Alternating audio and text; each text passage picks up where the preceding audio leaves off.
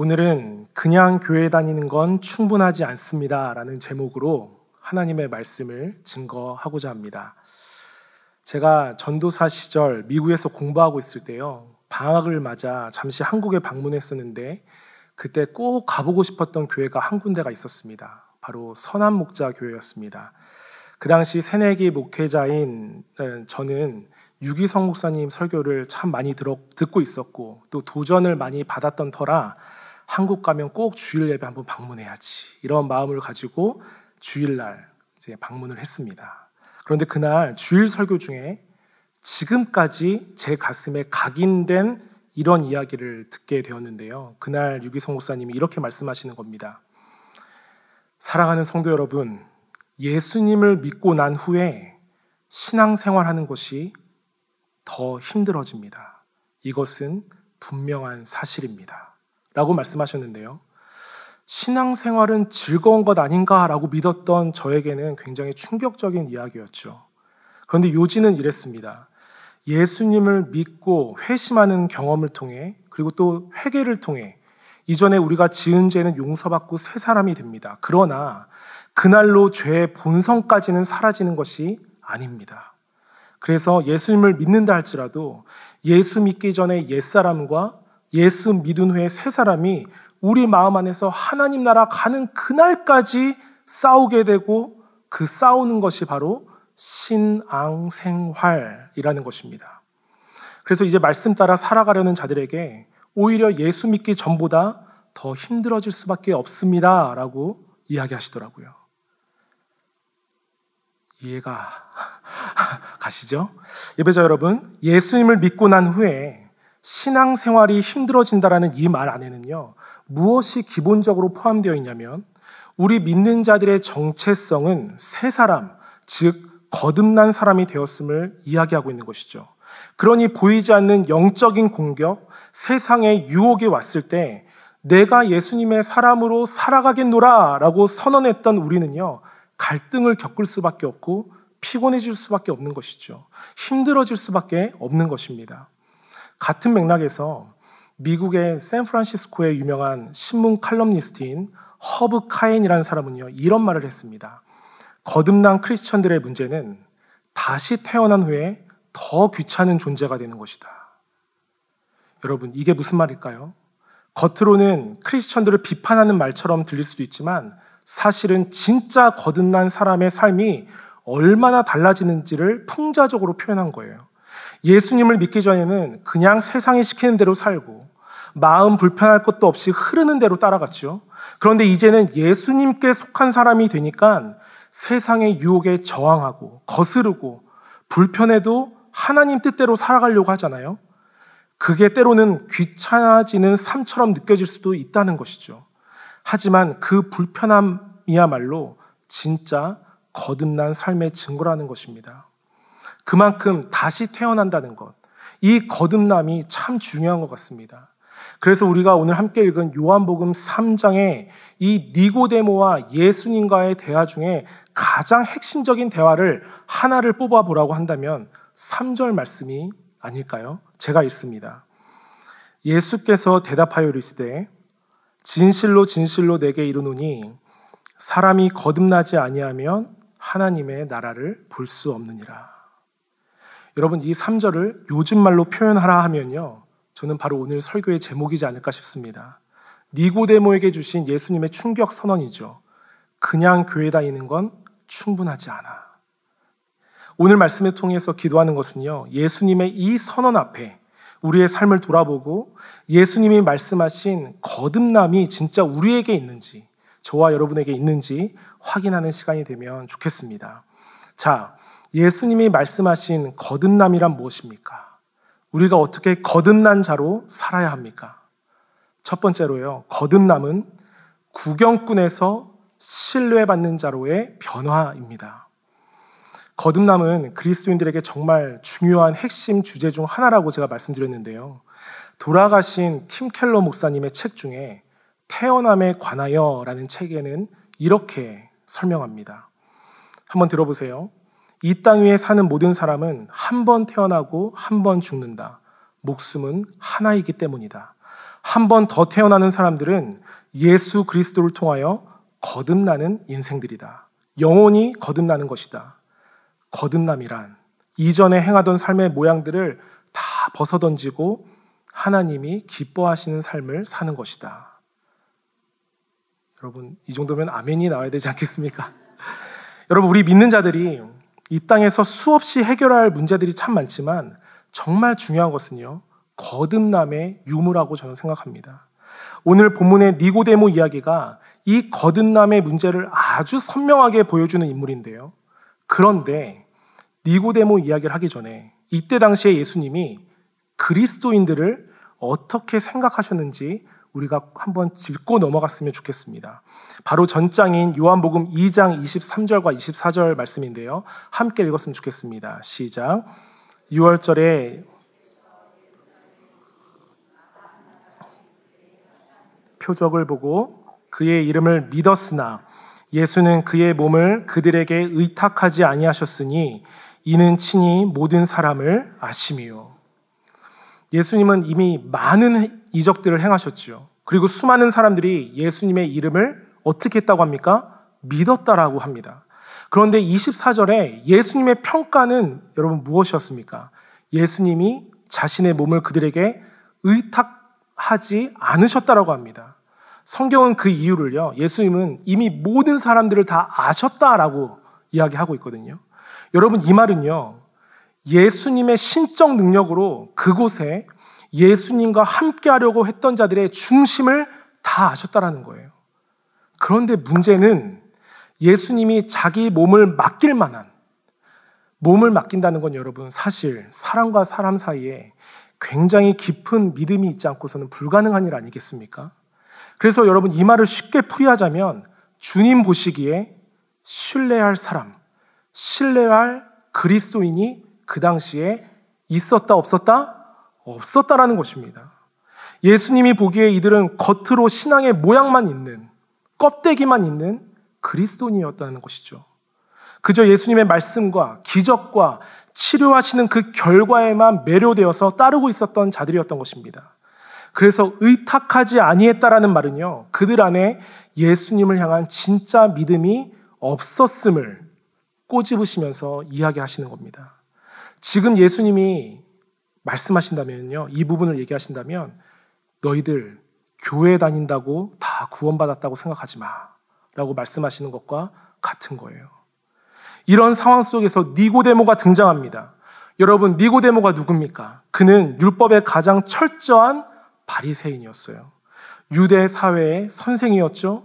율법에 대해 모르는 것이 없을 정도로 학식이 깊은 학자였습니다. 세상적으로 아쉬울 것 하나 없는 니고데모가 특별한 관심을 가지고 아주 중요한 질문을 하기 위해서 예수님께 나아오는 장면인 거예요.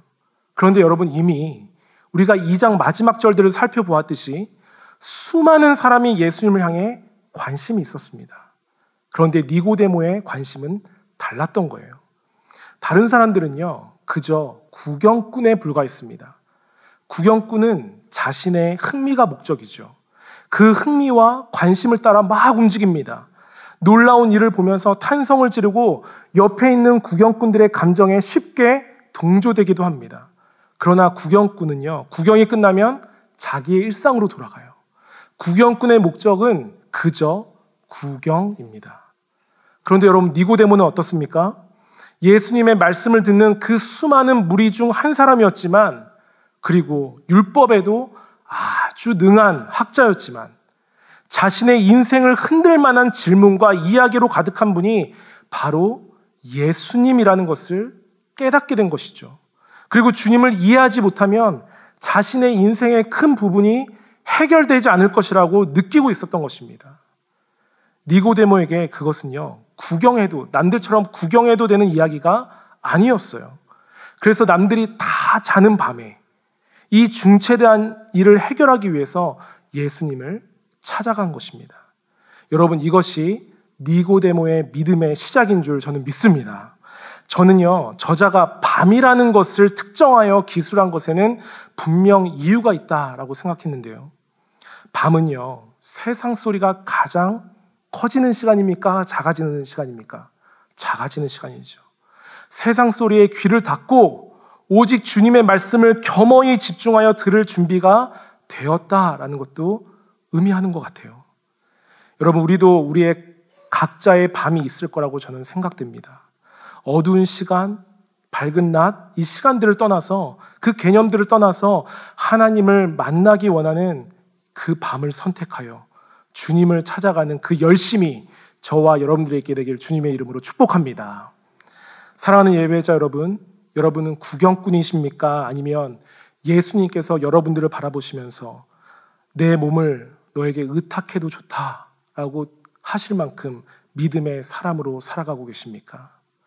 주일마다 전 세계에서 예배를 드리기 위해 교회를 방문하는 사람들은 넘치고 넘칩니다.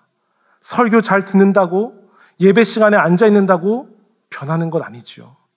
구경꾼의 태도로 와서 보고 듣는다면요, 그것은 예배도 아니요, 아무런 변화도 그 사람에게 일어나지 않습니다.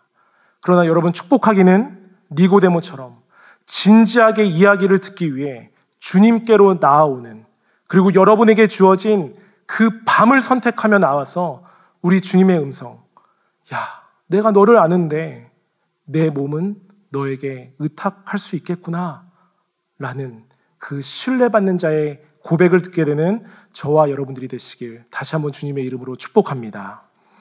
두 번째로, 거듭남은요, 내가 무엇을 했는가가 아니라 내 안에 누가 사느냐의 문제입니다. 이렇게 한밤에 예수님을 찾아온 니고데모의 영적 상태를 진단하시고요, 우리 주님은 말씀하시죠. 3절을 제가 읽습니다. 예수께서 대답하여 이르시되 진실로 진실로 내게 이르노니 사람이 거듭나지 아니하면 하나님의 나라를 볼 수 없느니라. 니고데모에게 예수님은요, 진실로 진실로 이른다라고 말씀하세요. 이것은, 야 니고데모, 내가 정말 중요한 이야기를 할 건데 너가 다시 태어나지 아니하면 하나님 나라에도 들어갈 수 없고 다시 태어나지 아니하면 소망이 없어 라고 이야기하시는 거예요. 하나님 나라를 볼 수 없다라는 말을 더 센 말로 한다면요, 다시 태어나지 아니하면 영원한 심판을 마주할 거야. 여러분, 사람의 눈을 피해서, 그것도 인생의 중요한 대화를 하기 위해서 이 밤이라는 시간을 선택하여 찾아온 사람에게, 그것도 사회적으로 명망 있는 지도자, 이 니고데모에게 이 일방적인 대화의 첫 시작이 여러분 얼마나 무례합니까? 모든 것을 다 아는 주님이시라고 해도요, 기본적으로 사람을 만났으면, 야, 너 어떻게 지냈니? 너 여기 왜 왔니? 들어와서 나랑 차 한잔 하자 라고 대접하는 것도 없이 우리 주님은요, 다짜고짜 너 다시 태어나지 아니하면 지옥 가는 거야 라고 말씀하시는 이 상황, 여러분은 이해 가십니까? 심지어 그 당시 많은 사람들에게 누가 천국에 갈 것 같습니까? 라고 묻는다면 우리 니고데모 선생님이십니다 라고 들을 정도로 사회적으로 명망 있는 자가 니고데모였어요. 그런데 우리 주님은요, 충격적인 선언을 하시는 겁니다. 지금 너의 모습으로는 절대로 천국에 갈 수 없다. 여러분, 이 말 안에는요, 저와 여러분들을 향한 메시지가 있다고 저는 믿습니다. 무엇이냐면, 아무리 사회적으로도 정치적으로 도덕적으로 높은 평가를 받는 사람이라 할지라도, 더 나아가 사람들 사이에서 저 사람은 법 없이도 살 사람이야 라고 칭찬 듣는 사람이라 할지라도 단 한 명도 예외 없이요, 천국을 논하고자 할 때에는 반드시 거쳐야 할 것이 있다는 것입니다. 바로 자기의 성취와 경건의 습관, 지위, 명예, 이런 것들은 하나님 나라를 가기 위한 키가 아니라는 것이죠. 여러분, 제가 이 니고데모였다면요, 너무 기분이 나쁘다 못해 그 자리를 피했을 것 같습니다. 왜냐하면 이 말은요, 한 사람의 인생, 지금까지 살아온 인생을 예수님이 완전히 부정하시는 말씀이시거든요. 점수로 따지자면 A+ 학점을 맞고 유지하고 살아온 자에게, 야, 넌 사실 F 학점도 안 돼. 그런 인간이야. 그의 모든 학식과 열심과 수고가 다 부정된 것입니다. 사랑하는 예배자 여러분, 우리의 삶도 다양한 문제와 평가가 존재합니다. 그런데 우리 주님은요, 그 모든 것을 뒤로 하시고 먼저 해결되어야 할 게 있다라고 말씀하시는 거예요. 그것이 무엇입니까?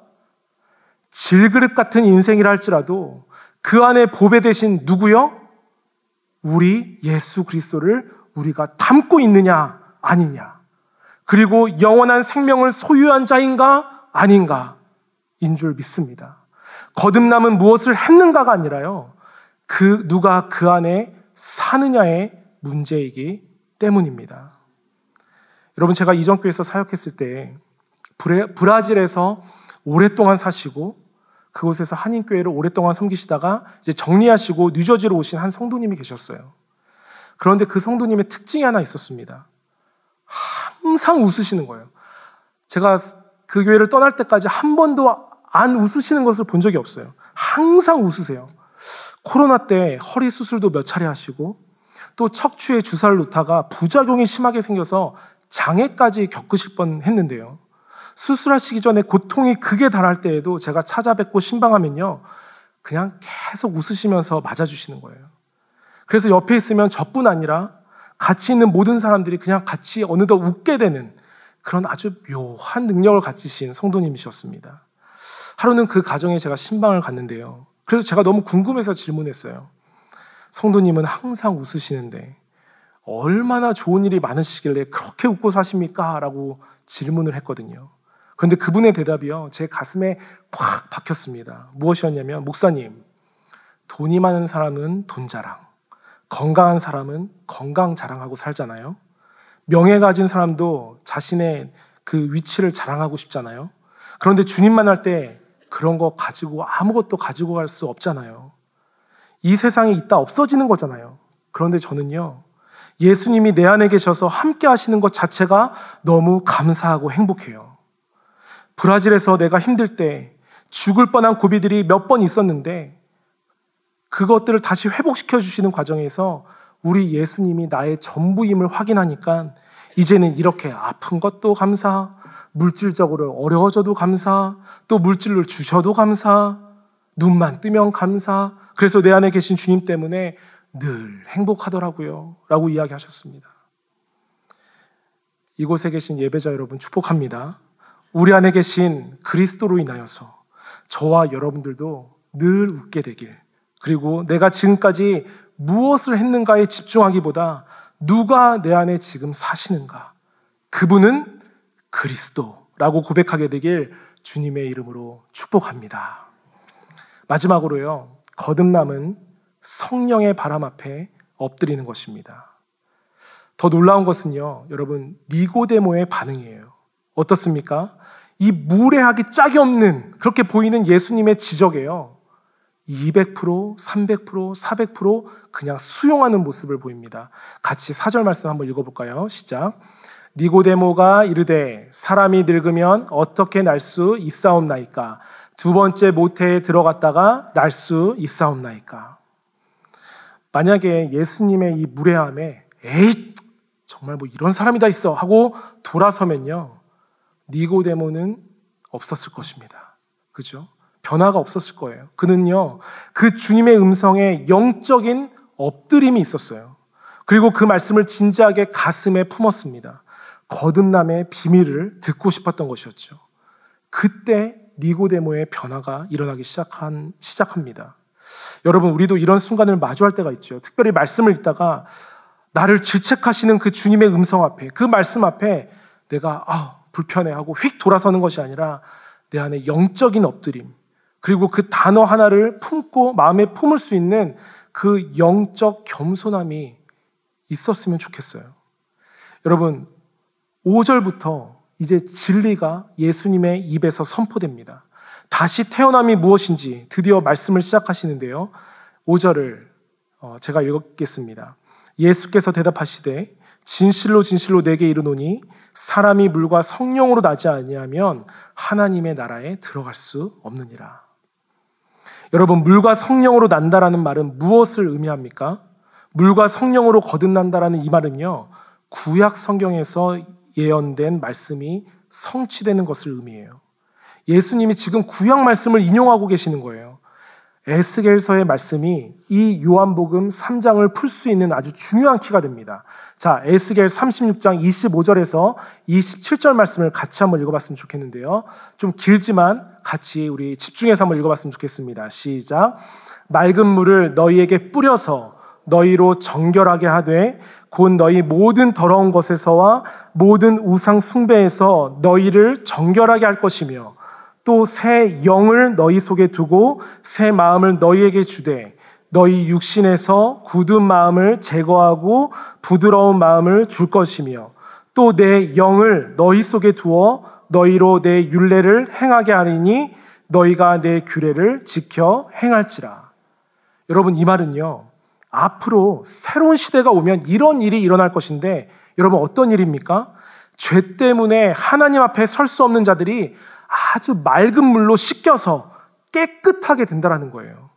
또 새 영으로 인하여 물로 씻겨질 수 없는 그 사람의 중심, 인간의 중심이 되는 영혼까지 하나님께서 새 마음, 즉 깨끗하게 만드시는 일을 하신다는 겁니다. 여러분, 구약 성경에서는 자신의 죄를 회개하기 위해서 무엇을 했습니까? 율법이 정한 짐승이나 새를 가지고 와서 직접 죽이면서 자신의 죄를 씻는 의식을 통해서 용서를 받았지요. 그런데 여러분, 그 제사로 인해 죄의 용서는 받았지만 죄의 본성까지는 깨끗하게 할 수 있었습니까? 없었습니까? 없었어요. 이것이 구약 제사의 한계 아니겠습니까?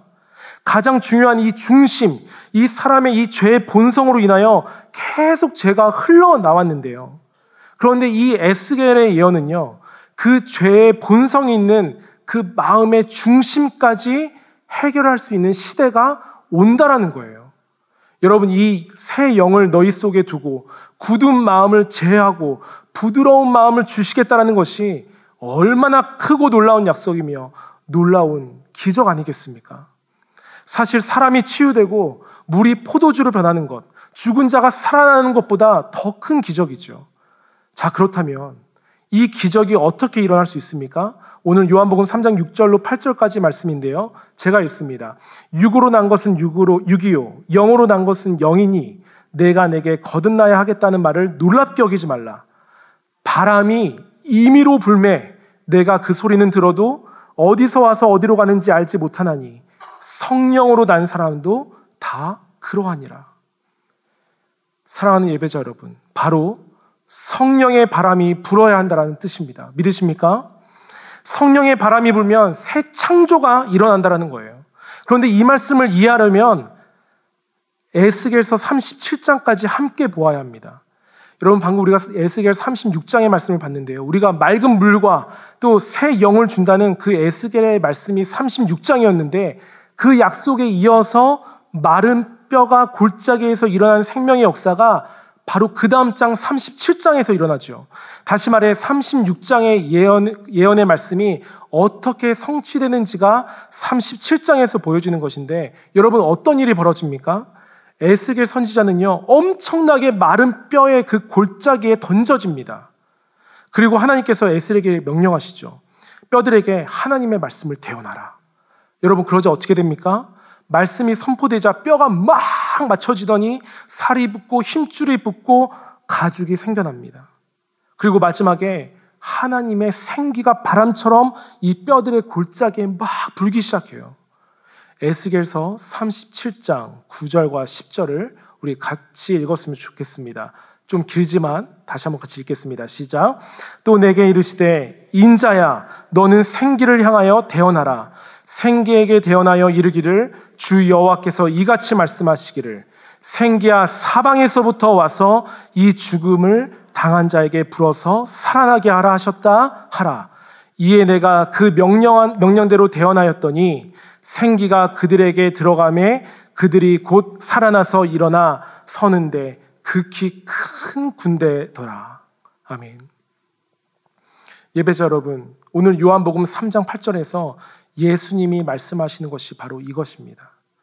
모든 인간이 거듭나기 이전의 상태는 다 마른 뼈와 같은 상태라는 거예요. 성령이 오셔서 마음이 새로워지고 영이 새로워지기 전에 다 마른 뼈라는 것입니다. 우리 옆 사람에게 이렇게 얘기했으면 좋겠습니다. 사실 나는 마른 뼈였습니다. 시작. 인정 안 하시는군요. 우리는 다 마른 뼈였다는 것이죠. 그래서 거듭나는 방식이 바로 이 에스겔 37장의 말씀과 같은 방식이라는 것을 말씀해 주시는 거예요. 생기가 바람처럼 일어나서 마른 뼈가 살아나 하나님의 군대가 되는 것. 여러분, 예수님이 오시기 전에는 이 성령의 바람이 불었던 적도 없었고요. 만들어낼 수 있는 사람도 없었습니다. 오직 십자가 달려 돌아가신 예수님, 죄의 문제를 홀로 담당하신 죄 없는 이 어린 양 예수가 이 바람을 만들어내실 수 있는 유일한 분이셨죠. 우리를 너무 사랑하셔서 이 땅에 독생자로 오셨을 때 이 성령의 바람은 불기 시작했습니다. 그래서 바람이 부는 곳마다, 주님이 계신 곳마다 죽은 자가 살아나고 병이 치료되고 죄의 근원이 고쳐지고 병의 근원이 고쳐진 것 아니겠습니까? 오늘 8절에 주님은 니고데모에게 그렇게 요청하시는 거예요. 바람이 임의로 불매, 내가 그 소리는 들어도 어디로 와서 어디로 가는지 알지 못하나니 성령으로 나는 사람도 다 그러하니라. 이 말은요, 예수님이 이렇게 얘기하시는 거예요. 니고데모야, 이 성령의 바람 앞에 너가 엎드려라. 그 생기를 마셔라. 성령 앞에 너 자신을 내려놓고 그 성령의 바람으로 인하여 거듭나라. 여러분, 오늘 주님도 저와 여러분들에게 동일하게 요청하시는 줄 믿습니다. 마른 뼈와 같은 우리를 바라보시면서 사랑하는 아들아, 사랑하는 내 딸아, 일어나라. 성령의 바람을 마셔라. 이 성령의 바람 앞에 서라 라고 말씀하십니다. 오늘 말씀을 정리하고자 합니다. 여러분, 그냥 교회 다니는 건 충분하지 않습니다. 그냥 교회 다닌다고 새 영이 되지 않습니다. 하나님의 말씀 앞에, 성령님 앞에 철저하게 엎드리는 저와 여러분들이 되면 좋겠습니다. 주님이 승천하시고 우리에게 보혜사 성령님을 약속하시고 지금은요, 성령의 바람이 부는 시대입니다.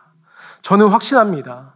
예수님이 오신 시대부터 불기 시작한 그 성령의 바람이 지금도 오늘 이 시간에도 불고 있다는 것을 저는 믿습니다.